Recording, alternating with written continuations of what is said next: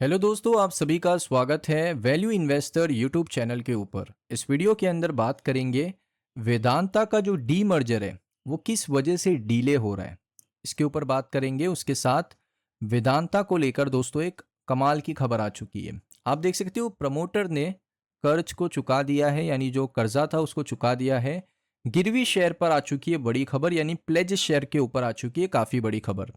तो वेदांता से जुड़ी एक अहम खबर सामने आई है। कंपनी के जो प्रमोटर ग्रुप ने करीब यूएसडी 200 मिलियन डॉलर का जो कर्ज है उसको चुका दिया है। लगभग 1660 करोड़ रुपए बनते हैं रुपीस में, अगर आप उसको कन्वर्ट करोगे। ये काफ़ी पुराना कर्ज था और ये पूरी तरीके से रीपे कर दिया गया है। लेकिन इस रीपेमेंट के चलते ना शेयर पे बनाई गई थी, जो शेयर थे उनके ऊपर गिरवी यहाँ पर बनाई गई थी। जो गिरवी होता है, प्लेज होता है, वो यहाँ पर बनाया गया था, लेकिन जब रीपे किया इसको हटा लिया गया है। वेदांता के प्रमोटर्स ट्विन स्टार, वेल्टर और ऐसी और उनकी सब्सिडरीज कंपनीज हैं, उन्होंने कैनरा बैंक से 2022 में 200 मिलियन डॉलर का कर्ज लिया था। इसके बदले में वेदांता लिमिटेड के शेयर गिरवी रखे गए थे। और यानी अगर आप कर्ज भी देखोगे, कर्ज चुकाया जाए तो बैंक को शेयर बेचने का अधिकार था। यानी अगर वेदांता कर्ज नहीं चुका था, लोन नहीं रीपे करता, तो बैंक उसको क्या कर सकता था, उसको बेच सकता था शेयर को, क्योंकि उसकी सिक्योरिटी के तौर पे अपने पास शेयर रखा था। फिर अक्टूबर 2022 में 100 मिलियन डॉलर का जो दूसरा कर्ज है वो लिया, एक और कर्ज लिया।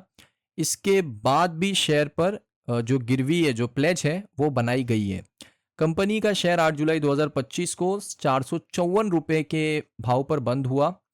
उसके बाद दोस्तों यहाँ पर आप देखोगे अभी का अपडेट यह है कि वेदांता को लेकर आई है बड़ी खबर। अब कंपनी ने पहला कर्ज यूएसडी 200 मिलियन डॉलर चुका दिया है और बैंक ने 3 जुलाई 2025 को एनओसी भी ले लिया है।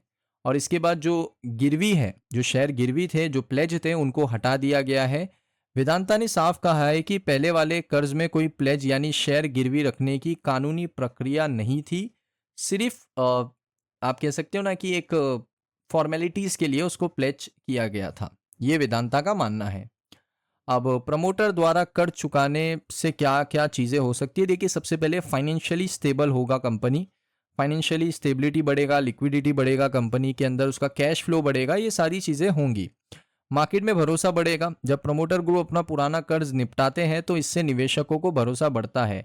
ऐसे कदम पे एफआईडीआई का भी निवेश कंपनी के अंदर होता है। लेकिन अब दूसरा कर्ज 100 मिलियन डॉलर का है और अभी भी प्लेज है शेयर, यानी एक हिस्सा अभी भी गिरवी है। इसमें भी निवेशकों को ध्यान रखना चाहिए। लॉन्ग टर्म निवेशकों के लिए यही खबर सकारात्मक है, यानी पॉजिटिव है कि प्रमोटर्स ने अपने कर्जे को यहाँ पर कम किया है। तो ये एक अच्छी खबर है और इससे प्लेज शेयर थोड़े कम होंगे। अब देखिए, वैसे तो कंपनी का जो प्लेज अगर आप देखोगे ना तो 99.99% शो करता है। अब जो नया क्वार्टर आएगा, नए शेयर होल्डिंग पैटर्न आएंगे, उसमें आई थिंक ये थोड़ा सा रिड्यूस हो जाएगा। थोड़ा नहीं, बहुत ज़्यादा ही रिड्यूस हो जाएगा, क्योंकि अभी 100 मिलियन डॉलर का कर्जा है और उसके ही शेयर प्लेज पड़े हुए हैं। तो ये चीज़ आपको इम्प्रूव होती हुई देखने को मिलेगी वेदांता के अंदर। अब बात कर लेते हैं दोस्तों डी मर्जर के जो प्लान है उसमें डीले क्यों आ रहा है। देखिए, डीले इस वजह से आ रहा है क्योंकि जो पेट्रोलियम मिनिस्ट्री है वो वेदांता के ऊपर यहाँ पर सवाल उठा रहे हैं, ऑब्जेक्शन उठा रहे हैं कि वेदांता ने डी मर्जर का प्लान प्रपोज किया बिफोर द एनसीएलटी ने यहाँ पर उनको कोई भी ऐसा अप्रूवल नहीं दिया। यानी उनका सीधा सा मानना है कि भाई आपको एनसीएलटी की तरफ से कोई अप्रूवल मिला नहीं और आपने बीएससी, एनएससी, सेबी को बता दिया कि हम लोग डी मर्जर करने वाले हैं। ये बिल्कुल गलत है, क्योंकि एनसीएलटी का ये रूल कहता है कि आपको पहले अप्रूवल लेना है, आपको फाइनलाइजेशन करना है, आपको रीस्ट्रक्शन प्रोसेस करना है, उसके बाद ही आप लोग अनाउंस कर सकते हो। लेकिन उन्होंने ऐसा किया नहीं। किसने? वेदांता ने। सो अब इसको लेकर दोस्तों काफ़ी सारी चर्चा चल रही है मार्केट में। वैसे सेबी को तो पता था, उसके साथ साथ यहाँ पर एनएससी, बीएससी की तरफ से एनओसी भी मिल चुका था ये पूरे ट्रांजैक्शन को लेकर। अब एनसीएलटी ने कहा कि जो चीज़ हो गई हो गई। अब यहाँ पर जो अगली हियरिंग है 20 अगस्त को होने वाली है। वेदांता का प्लान ये था कि वो लोग सितंबर 2023 में ही डीमर्जर कर दें, लेकिन कुछ चीज़ों के वजह से नहीं हो पाया। कुछ ऐसी चीज़ें हुई जिस वजह से नहीं हो पाया। अब वेदांता चाहता है कि उनका डीमर्जर हो जाए और उन्होंने एक टाइमलाइन भी आपको बताई थी, मैंने आपको बहुत पहले बताया था। 31 मार्च से लेकर 30 सितंबर के बीच में वेदांता का डीमर्जर हो सकता है। अब ये सारी चीज़ें देखना पड़ेगा क्योंकि अप्रूवल्स पेंडिंग है एनसीएलटी की तरफ से। तो रुकावट जो है, डीले किस वजह से हो रहा है?